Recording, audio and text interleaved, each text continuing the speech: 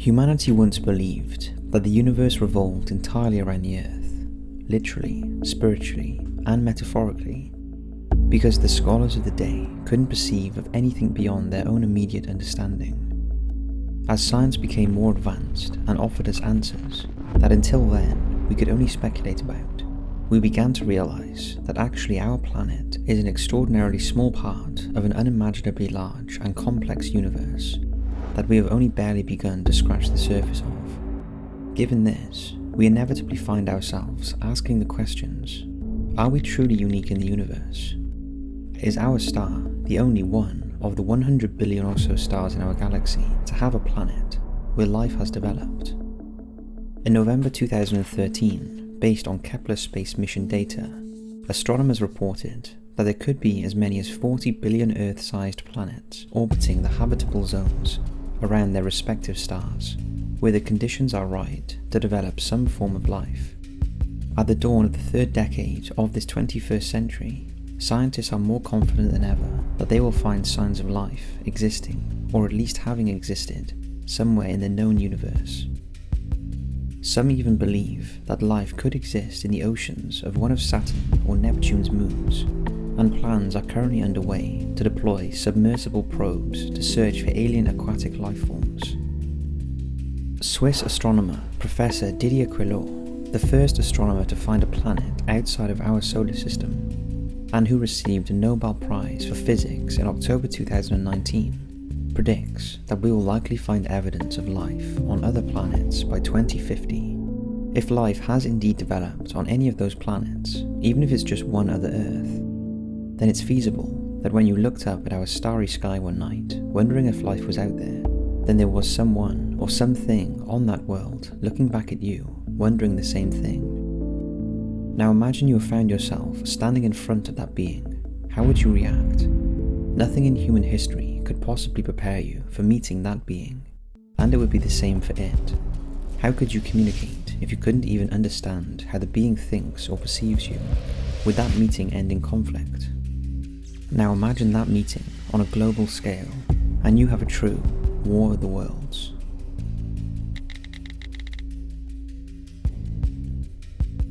Given our current level of technology, it is more likely than not that any alien contact would center around them visiting us. We do not yet know how to traverse the immense distances between solar systems, but another race may have solved this problem. How would the aliens view Earth and humanity, and why might they decide we warrant an invasion? The most likely reason would be that Earth possesses something that the aliens need, but we being the dominant species are in the way of them acquiring it. But while Earth is a resource-rich world, it is part of a solar system that is equally rich in resources, either on planets, moons, or asteroids. As we continue to advance technologically, our ability to explore our solar system could be a problem for an alien race looking to harness those resources, leading them to launch a preemptive strike against us before we are in a position to disrupt their operations. Just to be clear, this is not something simply considered by science fiction writers. One of the greatest minds in history, Sir Stephen Hawking, said in an interview before his death regarding aliens being able to travel the stars, such advanced aliens would perhaps become nomads, looking to conquer and colonize whatever planets they could reach. Any race that has the power to traverse space would likely consume huge amounts of resources, so long-term colonization of a planet would be unfeasible. Like locusts, they would inhabit a new world, consume everything they could harvest, and then move off searching for the next one, leaving the Earth barren and desolate. In this regard, we as humans could merely be seen as a part of the local wildlife.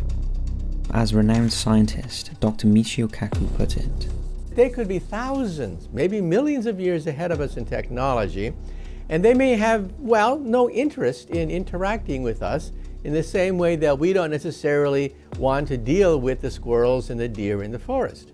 Some ufologists and conspiracy theorists have gone even further regarding the idea that aliens do not want us in space, suggesting that there is an interstellar conspiracy amongst potentially several alien races to keep us confined to our own little world for their own protection. Humans value their individualism despite all the problems this can cause, but this could be a distinctly alien concept to other beings, who could operate with some kind of hive mentality. Human individualism has caused such suffering on Earth that the fear could be that we could spread that suffering to other races in the galaxy. How could we possibly negotiate with alien worlds concerning galactic affairs when our own world is bitterly divided? Obviously, this is just a theory, but one that is possible, not without merit. Consider the world response to the 2020 coronavirus outbreak, for example. Despite being a global crisis that knows no borders or makes cultural or racial distinctions, countries have adopted differing and often conflicting policies to deal with it. This difference of opinion has led to accusations between countries that one nation's policies are leading to infections of their neighbouring country's population, leading to heightened diplomatic tensions. Additionally, many other countries have stopped cooperating with others in order to hoard supplies for their own population. Now imagine the chaos that would be caused if aliens made contact. What if they decided that Belgium was the only country worthy of cooperating with?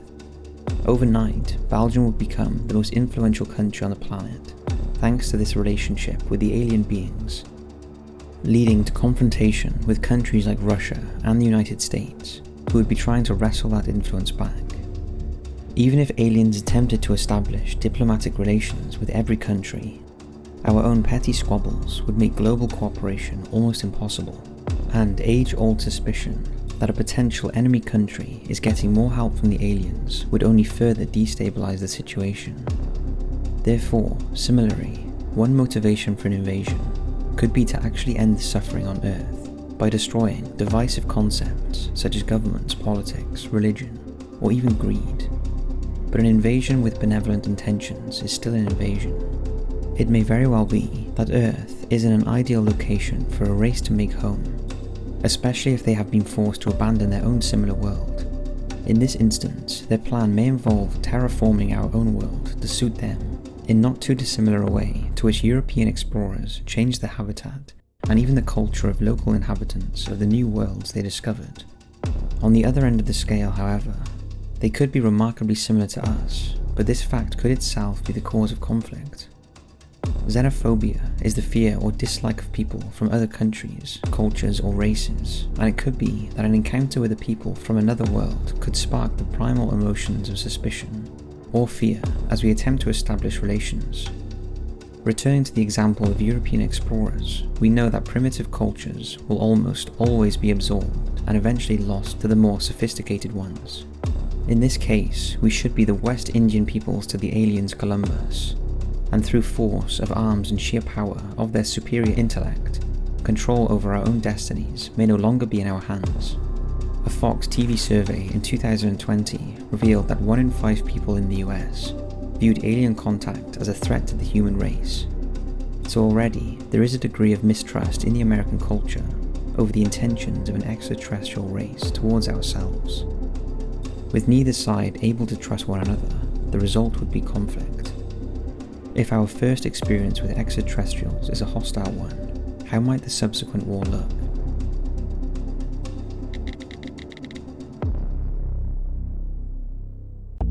It's difficult to speculate how a real war of the worlds might go, because obviously, until we make definitive contact with another race, we cannot know their level of technology. As for plans to deal with such a threat, some leading figures in the UFO research community, such as former British intelligence officer Nick Pope, have said that they believe there quite simply aren't any. As he explained, if I came to a real-life war of the worlds, there's no alien invasion war plan. We'll just have to wing it. Conspiracy theorists will doubtlessly say there is a plan, buried somewhere deep within government, but I promise there isn't. If there was, I would have been responsible for writing it. The biggest problem with formulating a strategy, of course, is that we do not know what threat we are facing. However, if we were to take a number of compelling UFO reports as fact, then we start to build up a picture of what alien technology might be capable of, as we correlate certain attributes of these sightings and compare them with our own technology. Using this, we start to realize that the invaders' crafts could be capable of enormous speeds.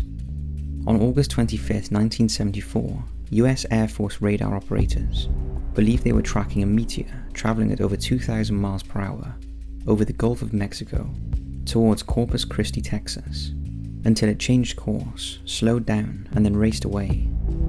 By comparison, the fastest operational jet interceptor ever built was the Soviet Union's MiG-25 Foxbat, with a top speed of 1,900 miles per hour. But a typical warplane, such as the US Navy's FA-18E Super Hornet, is only capable of around 1,190 miles per hour.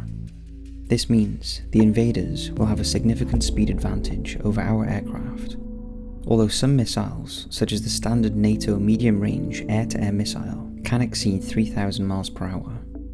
But perhaps more importantly, UFOs often demonstrate extraordinary agility in the air when compared to conventional aircraft, such as witnessed by 2 US Navy pilots in the now well-known 2004 sighting. In that instance, the object was observed on radar, racing up to 80,000 feet, and then coming back down and stopping in mid-air in maneuvers that defy known physics. This would allow a hostile UFO to evade missiles fired at it.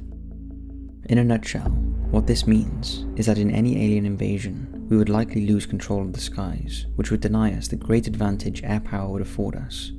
But the first wave of alien invaders may not necessarily come from the sky. Some of the most fascinating UFO encounters have actually involved UFOs coming from the sea. The aforementioned 2004 sighting involved a submerged object that the flying object appeared to protect when the FA-18s arrived. In January 2016, a drone flying over the Chilean coast filmed an object fly seemingly deliberately into the ocean at an estimated 186 miles per hour.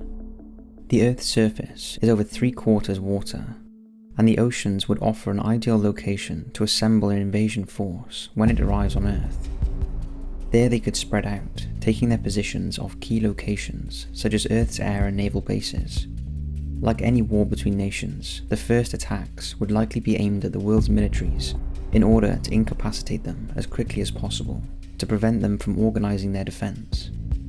Naval bases such as Norfolk, Virginia in the US, Portsmouth in the UK, and Severomorsk in Russia would be high priority targets, as this would inflict the maximum damage on not only Earth's naval warships, but the infrastructure that supports them. This would limit Earth's navies the capability to resist and effectively blockade nations and continents, preventing them from sharing supplies and coordinating a defense. In the skies, Earth's fighter pilots would be almost totally outclassed. The alien invaders' ability to disrupt radar and communications would only further hinder their efforts, as occurred in the controversial 1976 Tehran incident, when an Iranian F-4 Phantom fighter's weapon system mysteriously malfunctioned while pursuing a UFO. Any damage Earth forces would be able to deliberately inflict on the alien craft would only be short-lived, as the alien craft would apparently be able to self-repair.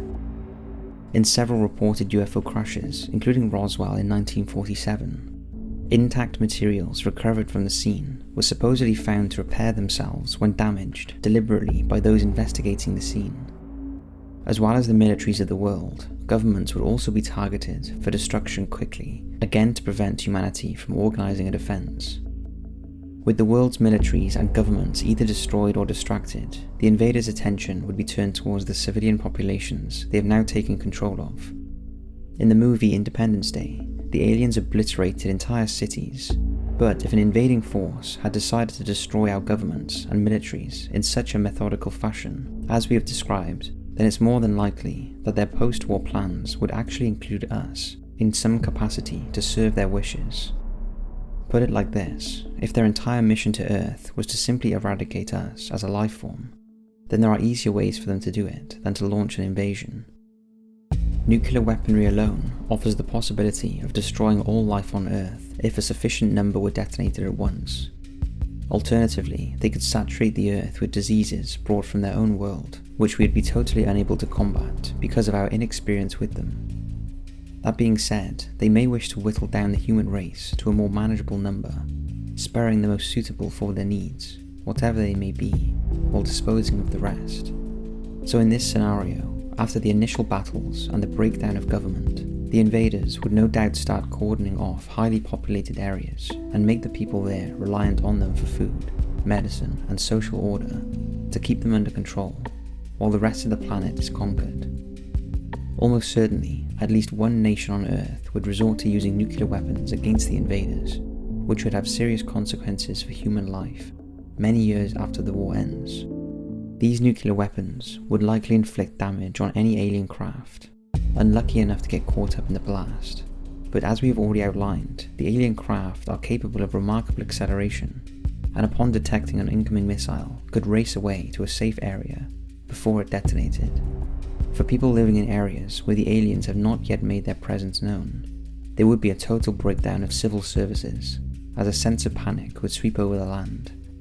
Many would simply refuse to believe what was happening, no doubt dismissing the news stories of alien invaders as fake news, or even a modern equivalent to Orson Welles' 1938 radio drama of War of the Worlds that had people running for the hills.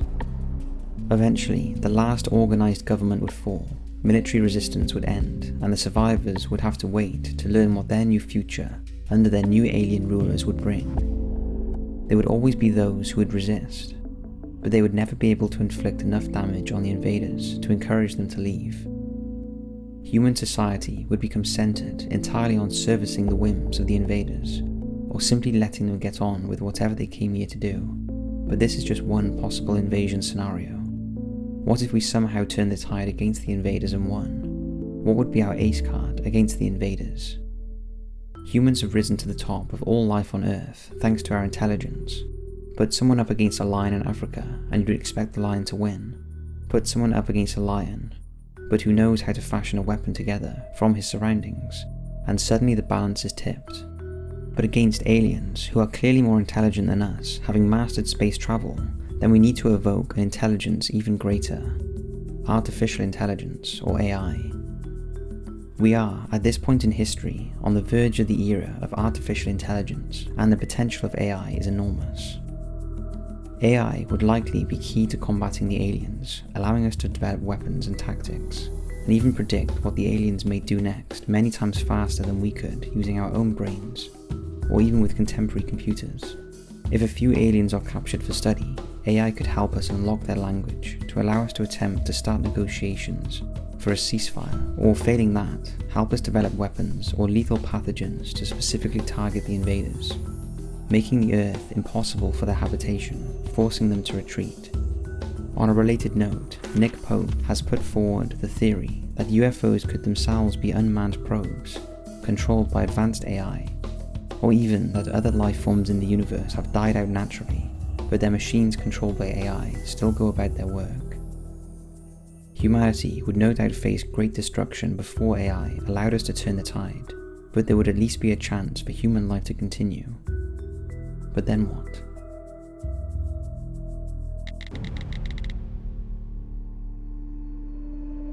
As with all wars, there would be a period of reconstruction after the invaders had been defeated, the duration of which would depend on just how much damage has been inflicted on the global infrastructure.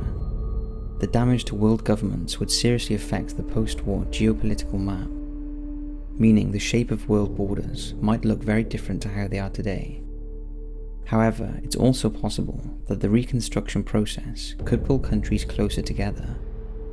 It would be unlikely that we would have a single world government in the years after an invasion, but certainly there could be power blocks that form to protect its members from hostile neighbours. But while the physical damage inflicted upon the human race could eventually be rebuilt, the psychological trauma of the alien invasion would be much longer lasting. After thousands of years looking at the night sky, wondering if we are alone, we would now look at that immense universe overhead and wonder if the aliens were regrouping somewhere for a second strike, or even if there were other hostile races out there looking at Earth as an easy target in its weakened post-war state. Any governments that survived or were reformed would have to include plans for defending the Earth again in the future. Now they would have the benefit of being able to study alien technology captured during the war, and again the advent of AI would assist in this process. In fact, it's highly likely that any weapon system developed post-war would be fully automated, similar to today's drones. Eventually, it could be possible that through studying captured alien technology, mankind's space program could leap ahead.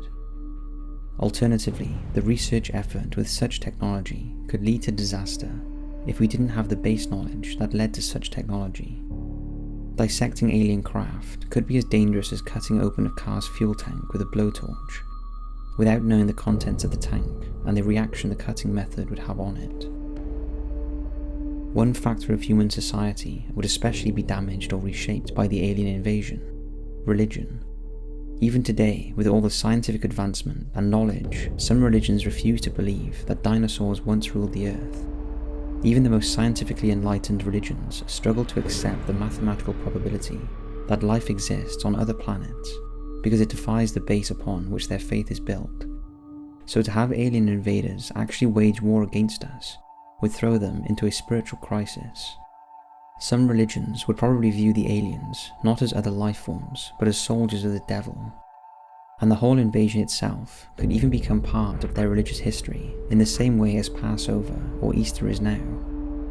In fact, ufologists believe that some of the incidents recorded in religious text, such as the Bible, are actually accounts of UFO sightings in the ancient world. In their retreat from Earth, there is always the possibility some of the aliens would be left behind. What would happen to these unfortunate creatures? Given the violent nature of humans when threatened, they would likely go on the run in the wilderness, rather than allow themselves to be captured and probably killed. However, if a stable government captured them alive, they would probably try to communicate with the creatures, to learn as much about them, and more importantly, their technology as possible, exchanging this knowledge for their safety. If large numbers of aliens survived and were captured, then it would likely depend on their captor what they would do to them. Some would likely be killed, while others could be forced to assist in the enormous reconstruction effort. As the years pass, the remaining aliens and their offspring could become increasingly integrated into human society as a worker class, or as scientific advisors, and it would not be beyond the realm of possibility that the generations of aliens that follow the initial invading generations could start demanding to have equal rights to humans, once they have demonstrated their loyalty to the peoples of Earth. History is filled with numerous precedents of this integration of defeated enemies becoming absorbed into the victorious nation for their benefit, despite the atrocities said enemies might have committed. A prime example of this would be former Nazi engineer Werner von Braun. After World War II, von Braun used his expertise for the Americans and headed up the design teams for the rockets that put America's first satellite into space and the Saturn V rocket that took men to the moon. For his pivotal role in America's space program, he was inducted into the National Academy of Engineering, and in 1975 he received the National Medal of Science.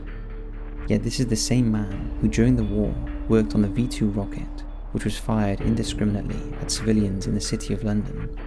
For the alien peoples abandoned here on Earth after an invasion, as they work with humans, they may start seeing themselves as more human than alien, and after centuries of cooperation, the descendants of the invaders could have their own government representatives, or even form a country of their own.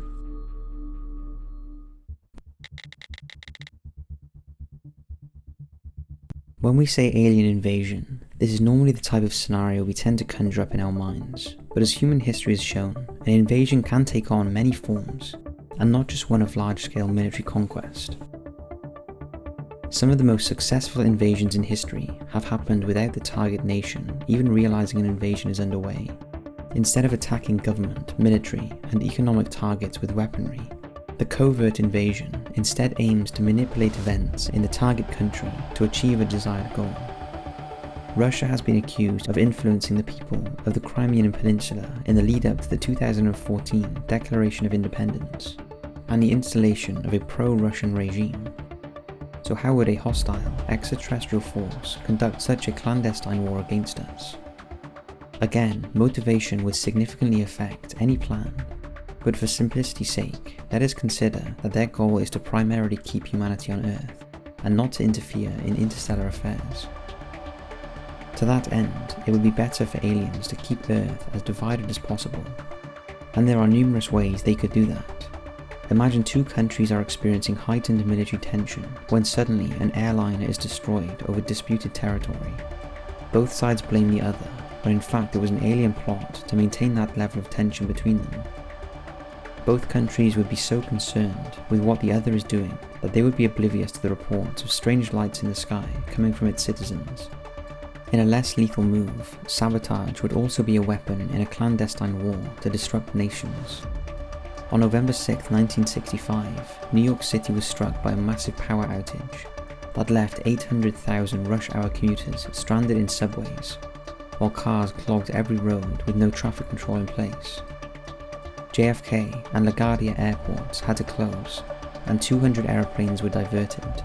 Before and during the power outage, a number of UFO sightings were made by residents, and even from a small plane flying over power cables around the Niagara Falls power station.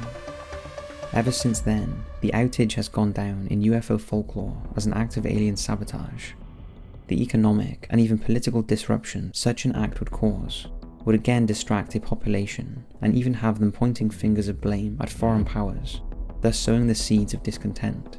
But while it may seem that remaining completely invisible to Earth's population would be in their best interest, making contact with select groups of people could also further their goals. For years, there have been rumours of high-ranking government officials making contact with alien beings and entering into secret negotiations. In this scenario, we are contemplating those negotiations could centre around curtailing manned spaceflight beyond Earth in exchange for technology or even military assistance to help that country become more dominant on Earth. It could also be that these meetings resulted in threats of an all-out invasion against Earth if humanity didn't cooperate. Making contact could also, as strange as it may seem, help hide the existence of aliens meddling in Earth affairs. If the contactee is disreputable in some way, then anything they say publicly would be disregarded, and any other information linked to what that contactee has said would also be tainted and disbelieved. Would you believe a known alcoholic if he told you he had been abducted by aliens? Misinformation in times of war has been a key tool, and we live in an age where misinformation is widespread, making it all the more difficult to know what to believe. It is now easier than ever to fake a video of a UFO sighting, so much so that even if we were presented with a recording of a genuine UFO sighting, we wouldn't know whether to believe it or not, making it all the easier for alien craft to operate within our atmosphere, since any recording of it would be dismissed as computer trickery. In fact, the most spectacular videos tend to be the ones we dismiss the most, with the US President himself promoting the hashtag fake news. We now doubt far more than we ever have what we read or see, so that even truly compelling footage released by a reputable source such as the US Navy's 2004 video have an aura about them that makes us not want to believe it. With the so-called grey aliens now so embedded in our popular culture, any reports of them are now often laughed away by the general public. It could be that aliens are operating virtually in plain sight, but we have been conditioned not to see them. Going further on this, some scientists have now argued that hostile aliens could wage a war against Earth by simply sending us data. In 2008, researchers Michael Hipke and John G. Learned published a paper claiming that a message received from an alien intelligence could be as harmful as an alien invasion fleet because the details revealed in such a message could destroy our view of the universe.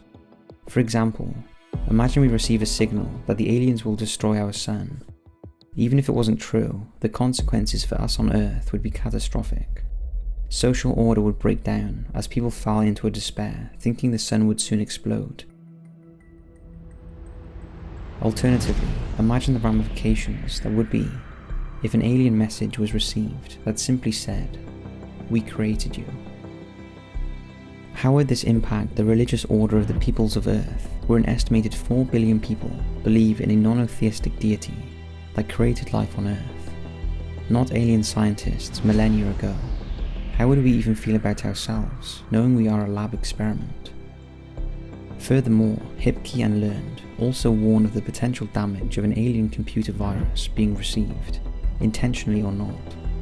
Human society is so reliant on technology in the second decade of the 21st century that if a wide-scale, malevolent program was introduced that could bypass firewalls and spread rapidly, then modern civilization would be thrown back at least 30 years.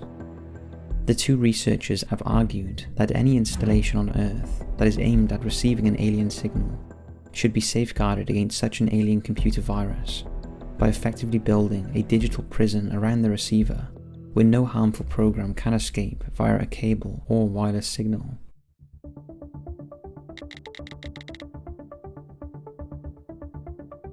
Obviously, everything we have discussed in this video is speculation. We do not know what alien life is like or how it would have evolved on other worlds, even with a similar environment to our Earth.